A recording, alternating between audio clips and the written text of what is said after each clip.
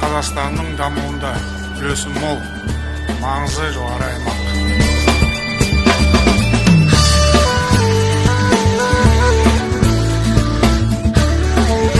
Павлодар облысы еліміздің ең көрікті мекендерінің бірі.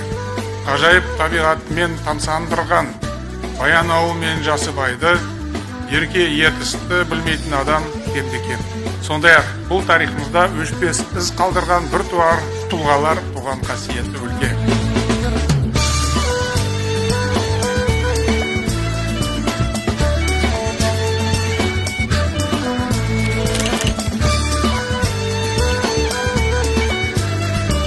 Біз жаңа әділетті Қазақстанды құрамыз. Ал бұл мақсатқа елімізде білім культі бір жола орныққан кезде ғана жетеміз.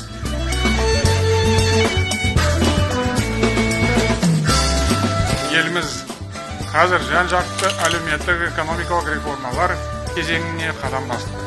Біз алға қойып отырған стратегиялық міндеттерді жүзеге асыруға Павлодар облысы зор үлес қосады деп сенеміз.